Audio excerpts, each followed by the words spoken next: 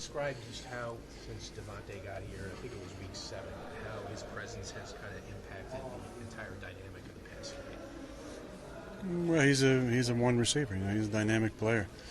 I think the thing that's impacted, our team the most is his practice habits, because you've gotten a first, an upfront look at what it means to be a professional, like how you practice, how you last in the league for as long as he has and play at a high level. You see the way he goes about his business every day in the meetings, taking notes, practice, finishing everything the way he does, his attention to detail, his attention in the weight room.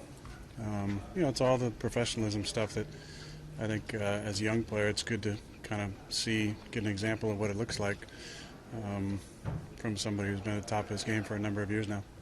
Aaron, you talked about the O-line and how they played the other day. Yeah. Just what's it been like seeing that group kind of come together the way it has as the season's progressed and they've done some time together? Well, I think any key for an offensive line to be effective is health. And I think for the most part, John being healthy and Tip being healthy and AVT in the middle has been really good. Mo's battled, through a couple injuries. Obviously, Tyron's out, but Olu's played, a couple positions for us and done well. But having the core intact has been really, really good for those guys to play next to each other. And I think they've been really consistent. That was probably their best pass blocking game they had of the season. I think I had as much time as I've had all year, in and out of the pocket. Barely took any shots. Kind of ran into one sack in the red zone, and other than that, it was a pretty clean game. So it's always nice for me. Olu is one that it seems like the last couple games that he started there on the left side, he's been a wall over there. I mean, how's he been able to do that first year rookie and kind of the transition be a little seamless? Well, I think the kids are ready to play these days a lot earlier, and I think he was ready to play.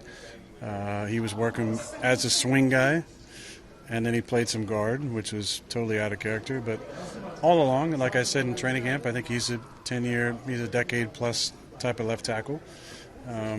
We knew he was kind of the guy in waiting behind Tyron. Tyron got hurt. He stepped in. He's played really well. You've seen the confidence grow, though. You've seen his personality come out as he's played better and been, playing the way he feels like he's capable of playing, which is fun. You see some trash talking, which for him is basically speaking at all, because he's so quiet.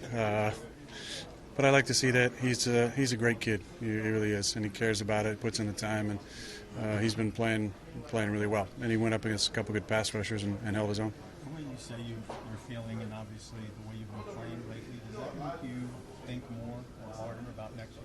No, not really. No, it's still. No, I'm going to take some time after the year, unless I get released right away. But I'll still take some time whether or not I want to play. But I'll take some time to get away from it either way. Aaron, with your health feeling better right now and looking back in October, do you think maybe it would have been smarter if you sat a week in October, maybe let your body heal then, in terms of just getting better quicker? I'm sure playing didn't help you in that regard. Yeah, I mean it's a what if game. I don't get into a whole lot of that. I felt like I was healthy enough to play, and so I played. That was kind of the end of the conversation there. There were games where I was more hampered and games where I felt a little bit better. But obviously I feel a lot better the last couple of weeks. What do you think of that Cousins situation down there in Atlanta? I love Kirk. I mean, I've been in touch with him, during the rehab phase, and it's tough coming off of a Achilles at any age. Also, they drafted a kid, so he obviously had a really good start to the season. There's ebbs and flows in the year. There's not a lot of patience in this league. Kirk's played at a high level for a long, long time.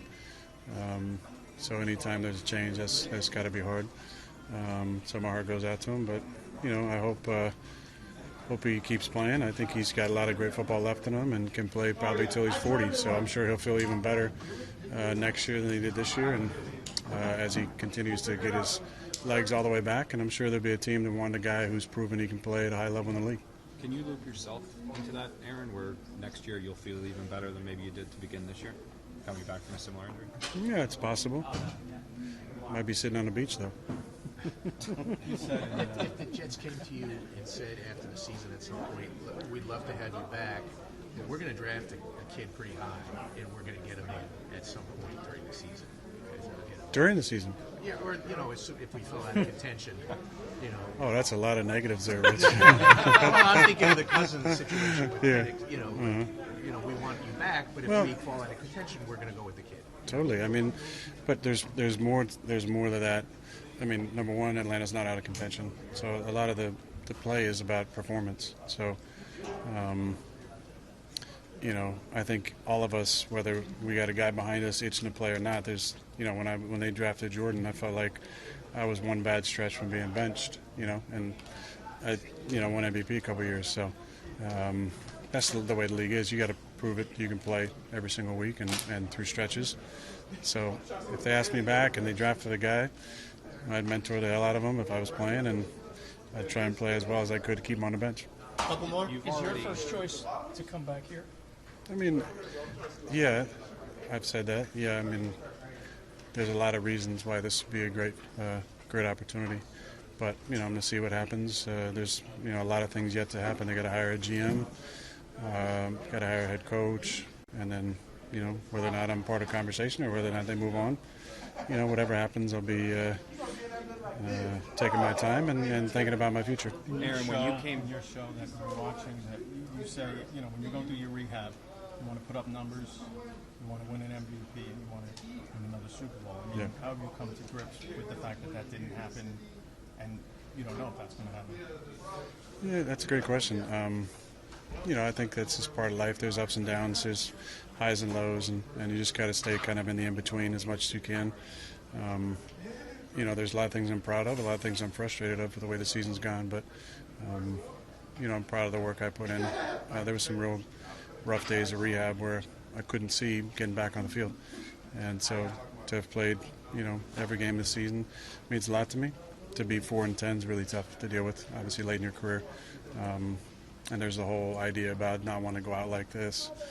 I'm 41 years old. I played a lot of good football over the years, and games give me a lot. I've given the game a lot, and whatever happens after this, I'll feel real good about what I accomplished and the people I got to be around. Aaron, when you first came to the Jets, you adjusted your contract and took less money to be here. Your contract's so complicated with the bonus and just some of the caveats in there. Would that be something you were open to doing again, adjusting it, or a second pay cut or anything like that to return next year? Yeah, I'm open to everything. That's nothing. I'm open to everything.